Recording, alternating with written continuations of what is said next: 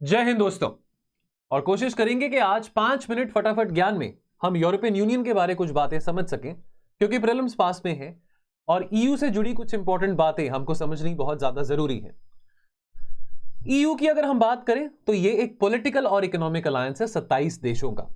अब आपको यह भी पता होगा कि 2020 में यूके की तरफ से यूरोपियन यूनियन से एग्जिट हो चुका था, यानी कि ब्रेक्सिट हो चुका था।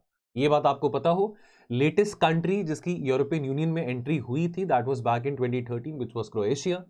यूरोपियन यूनियन का मकसद क्या है? डेमोक्रेटिक वैल्यूज को प्रमोट करना इन देशों के बीच में। अब क्योंकि वर्ल्ड वॉर 1 और वर्ल्ड वॉर 2 का जो प्रभाव था, जो इंपैक्ट था, वो यूरोप पे काफी रहा था, तो यूरोप में आइंदा से लड़ाई ना हो और यूरोप इंटीग्रेटेड रहे, डेमोक्रेसीज इंटीग्रेटेड रहे, इकोनॉमिकली यूरोपियन यूनियन इंटीग्रेटेड रहे, तो ये कोशिश थी यूरोपियन यूनियन की स्थापना करने का, एक मकसद था। European Union grew out of a desire to strengthen economic and political cooperation, जो कि वर्ल्ड वॉर के टाइम पे हमने बिल्कुल भी नहीं देखा था यूरोप में। अगर हम इसके ओरिजिन की बात करें तो कहीं ना कहीं यूरोपियन यूनियन का ओरिजिन आता है European coal and steel Community से। अब इसकी स्थापना 1950 में करी गई थी, यानी कि आप इसके नाम से ही समझ गए होंगे, यानी कि वो देश जहां पे कोल एंड स्टील काफी ज्यादा प्रोड्यूस किया जाता है, जहां पे कोल एंड स्टील के रिजर्व्स पाए जाते हैं। तो Belgium, France, Germany, Italy, Luxembourg और नेदरलैंड्स। तो अगर हम लक्समबर्ग की बात करें तो Luxembourg is situated between Belgium, France and Germany. अब European coal and steel community का सक्सेसर बनता है यूरोपियन इकोनॉमिक कम्युनिटी 1957 में under the treaty of Rome, और ईईसी को रीनेम करते हैं आगे जाके यूरोपियन कम्युनिटी। तो यूरोपियन कम्युनिटी और the double EC is the predecessor to European Union, या आप ये कह सकते हैं कि European Union is the successor to the European community. तो अगेन फिर से हम इसको बात को समझे, पर्पस क्या था यूरोपियन यूनियन को बनाने का? ताकि नेशंस को बाइंड किया जा सके डेमोक्रेटिकली, इकोनॉमिकली, सोशली, और सभी सिटीजन्स का वेलफेयर का यहां पे ध्यान रखते हुए। तो it is one of the several efforts after the world war 2, ताकि इन देशों को बाइंड किया जा सके और कोई आगे जाके फ्यूचर में कोई विश्व युद्ध यूरोप में ना हो। यहां पे हम मैप देख सकते हैं यूरोपियन इकोनॉमिक कम्युनिटी का। Creation of the common market, क्योंकि ये पॉलिटिकल और इकोनॉमिक अलायंस है, मिलिट्री अलायंस नहीं है। नेटो पॉलिटिकल मिलिट्री अलायंस है, ईयू पॉलिटिकल इकोनॉमिक अलायंस है। क्योंकि इकोनॉमिक अलायंस भी है तो यहां पे सिंगल मार्केट की बात आ जाती है। तो 1986 में सिंगल यूरोपियन एक्ट को यहां पे एम्बार्क करा गया 6 साल के प्लान में, ताकि एक सिंगल कॉमन यूरोपियन मार्केट बनाई जा सके, therefore harmonising the national regulations of each European country. तो यहां पे फिर हम आती है हमारे सामने maastricht ट्रीटी। maastricht जो है ये जगह है नेदरलैंड्स में, it's a city in Netherlands. This took effect into 1993। तो टेक्निकली और ऑफिशियली 1993 में maastricht ट्रीटी के बाद यूरोपियन कम्युनिटी जो था, जो ईसी की जो हम बात कर रहे थे, that got replaced with European union.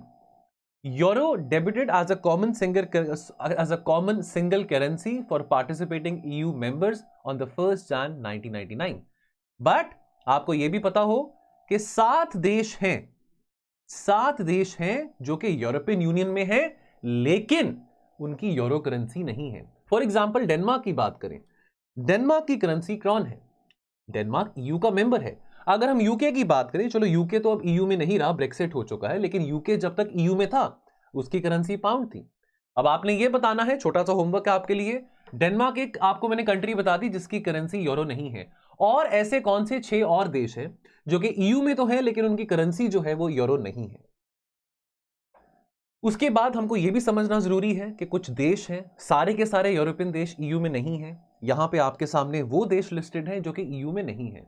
आपको यह बात बताना चाहूंगा कि आइसलैंड और नॉर्वे ने, अब आइसलैंड नॉर्वे आपको यह पता हो नेटो के फाउंडिंग मेंबर जरूर हैं पर ईयू में नहीं है।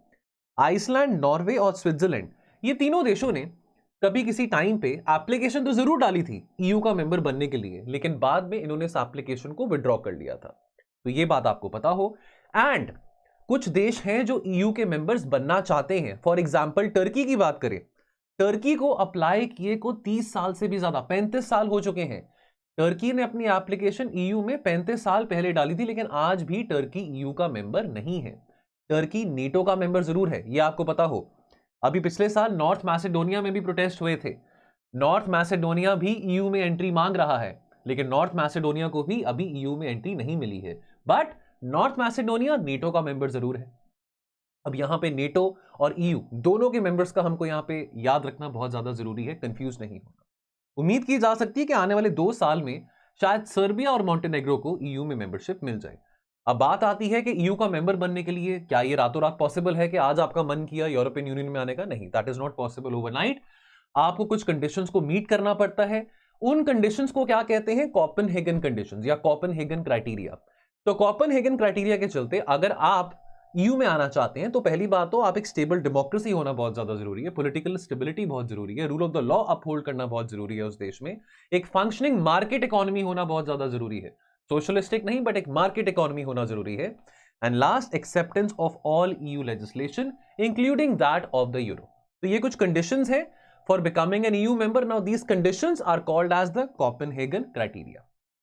तो दोस्तों ऐसी और इन्फॉर्मेशन के लिए आप हमारे क्रैश कोर्स को भी ज्वाइन कर सकते हैं। आईआर का क्रैश कोर्स चल रहा है लेस देन 30 आवर्स में। आई वुड से कि हम अपने सारे के सारे इंपॉर्टेंट करंट अफेयर्स को जो आईआर में रहे हैं, क्योंकि आईआर में करंट अफेयर्स ही आते हैं प्रीलिम्स में, उन सारे के सारे करंट अफेयर्स को कॉम्प्रिहेंसिवली विद इन 30 आवर्स हमने डिस्कस करा है।